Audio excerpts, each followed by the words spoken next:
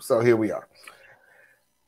Like I said, you're going to get some people who are not going to be happy with our content either because of whatever. They could be racist, they could be bigoted, they could be sexist, they could just not like the left, this, whatever the case. Well, it just so happened that one of the cases was also about, some of the comments was about Justin Jones and Justin Pearson. And they make comments like they're going to be thrown out again. It'll be what are you talking about? Rules are rules. They're going to be thrown out and blah, blah, blah, and everything like this. And I try to be as professional as I possibly can, and I'm going to try to be professional when it comes to this story. I am learning. So with that said, before we play the next video, I like to say to all these people, nana, nana, boo, boo. Received a letter from him resigning immediately, and we accepted it. All right, thank you. And with that, House Speaker Cameron Sexton announces the resignation of a member of his Republican leadership team just hours after News Channel 5 Investigates exposed a sexual harassment scandal involving that lawmaker. Hello, everyone. I'm Carrie Sharp. And I'm Vicki Yates. Representative Scotty Campbell was among those who recently voted to expel the Tennessee Three. But it turns out Campbell and the GOP had their own secrets. As our Phil Williams discovered, Campbell had quietly been found guilty of sexually harassing legislative interns. But nothing had happened, Phil, until today. That's right. We discovered that the East Tennessee Republican had been found guilty in that secret process of sexually harassing the college interns, accused of some extremely vulgar behavior. But Campbell didn't lose his leadership post in the Republican caucus nor his committee seats. That all changed within hours after we confronted him this morning. Hey, Representative Campbell, how are you, sir? We wanted to give the East Tennessee Republican a chance to respond to the findings of our latest investigation of Tennessee's Capitol Hill. As I understand, you admitted to sexually harassing this intern? Give me just 5 seconds. Okay. In fact, Scotty Campbell already knew we were investigating some serious allegations. Hold on just a second. About his relationship with at least one legislative intern, although he would soon divulge there was a second intern.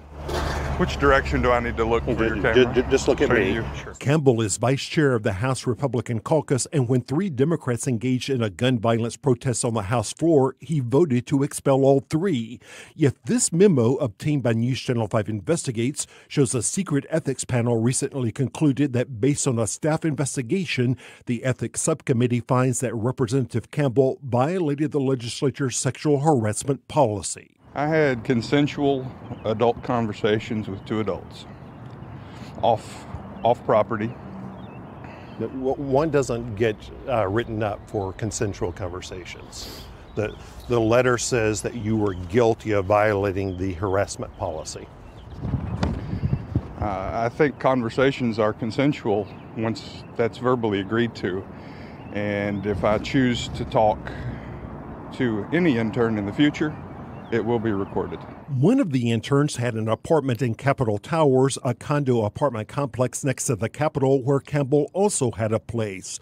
The Republican lawmaker allegedly saw her and a 19-year-old intern going into her apartment. According to an account the victim sent to her university, Campbell made comments about how he was in his apartment imagining that we were performing sexual acts on one another and how it drove him crazy knowing that was happening so close to him.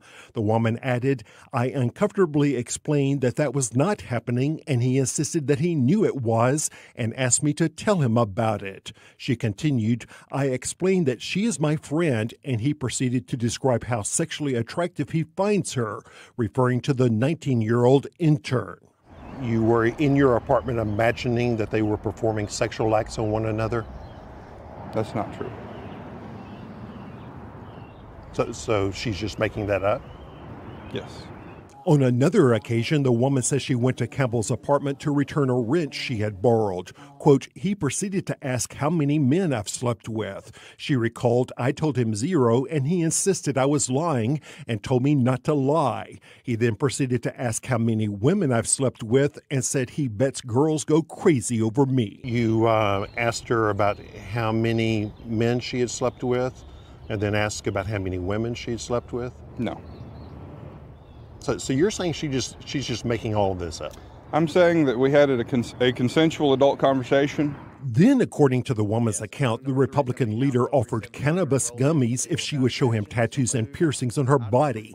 He denies it. Her story, I told him absolutely not, and he begged me for several hugs. She says I was getting progressively more afraid and uncomfortable. He then reached out his hand towards me and grabbed me around my neck.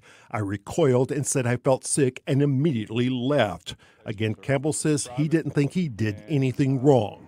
I was told that if anything ever crossed the line, they would tell me directly. And I'm hearing it from Phil. But remember the report from the ethics panel finding that Campbell had indeed violated the harassment policy. So are you saying the ethics subcommittee is lying? I'm saying that I did not know that a workplace policy could be enforced when you're not at work. But News Channel 5 Investigates has learned that legislative officials took the complaints against Campbell so seriously that they've now spent thousands of dollars to get the intern out of her lease at Capitol Towers, to move her furniture back home, and to put her up in a downtown hotel until her internship is done. As for how Campbell thinks his vote to expel the Tennessee 3 squares with his own behavior, they broke the House rules of decorum.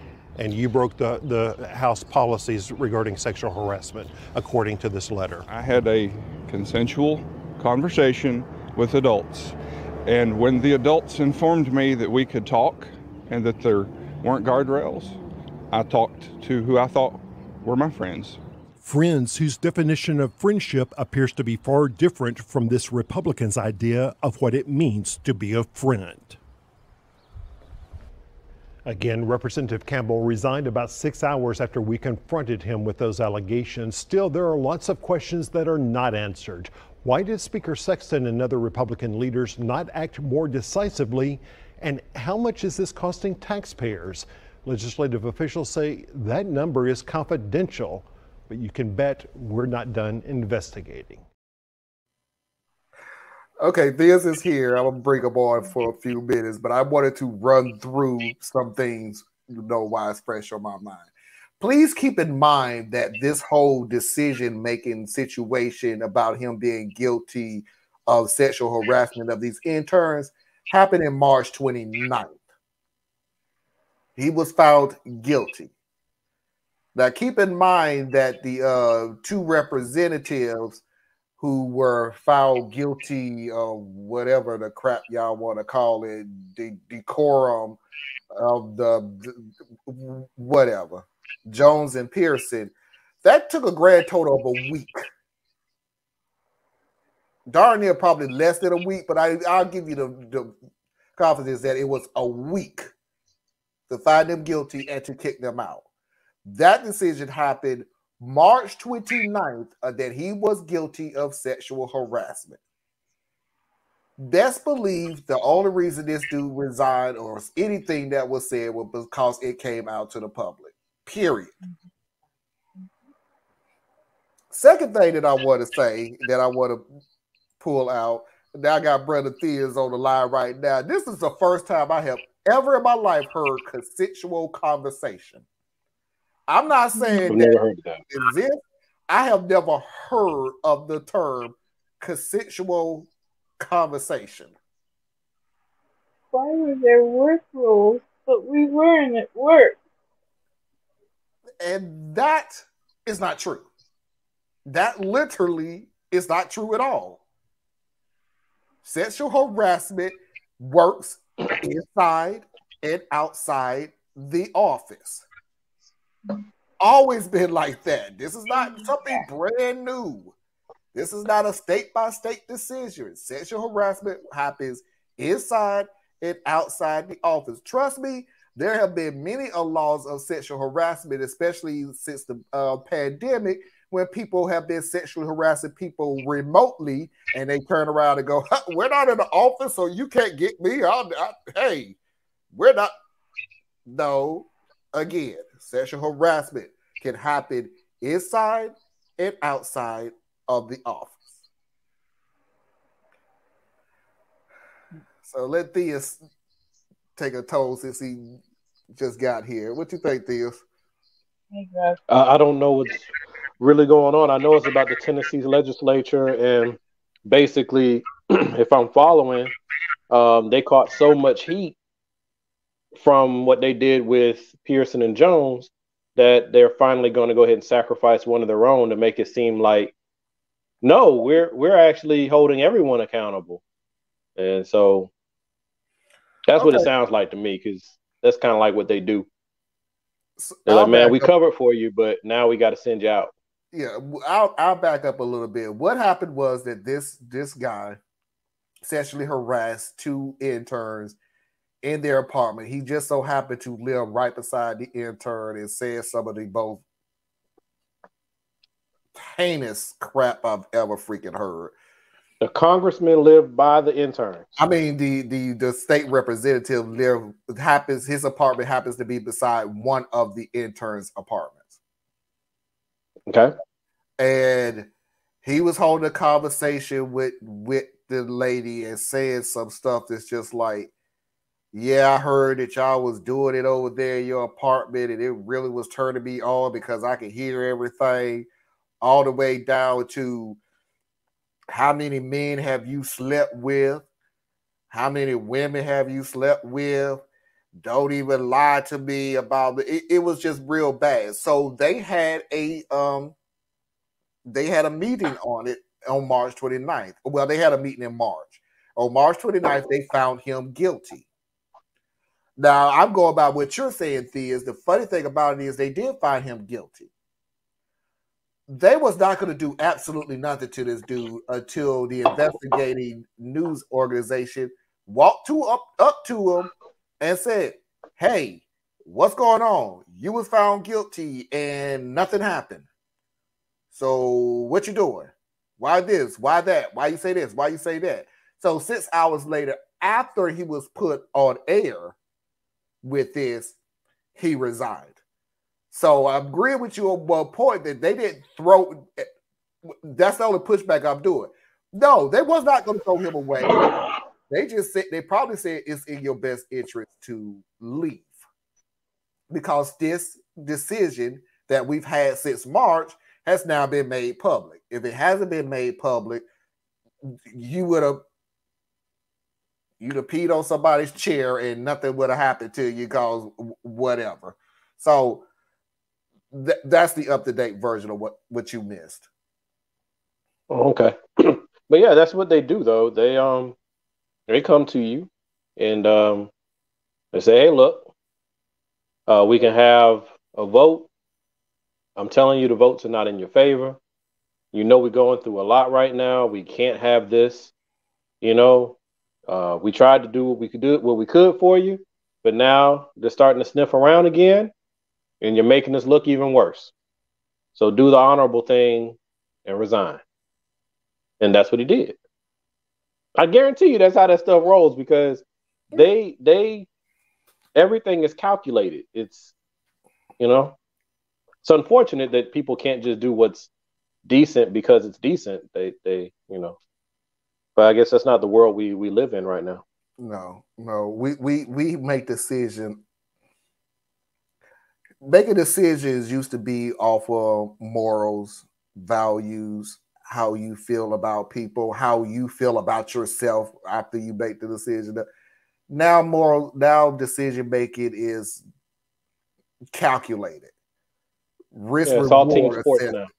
Yeah, risk reward assessment is being made. But to be fair, because oftentimes you do hear that, like, we've lost our way or we've lost our morals or like that. And I'm like, no, people are the same as they've always been. Yeah. It's a little bit, what has shifted. Okay, so this has shifted.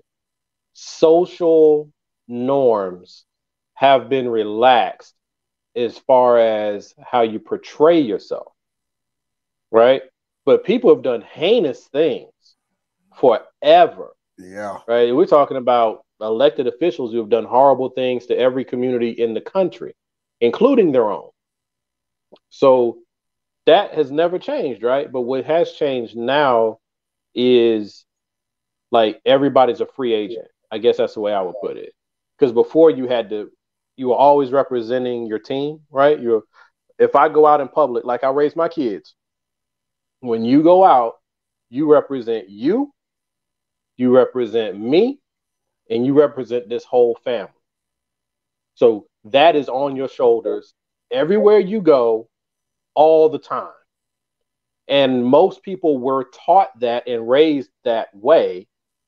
And this is not to blame, but I'm just saying, ever since, and it's maybe just be coincidental, ever since the boom of single parenthood really, really, really took off, there was less of a mooring.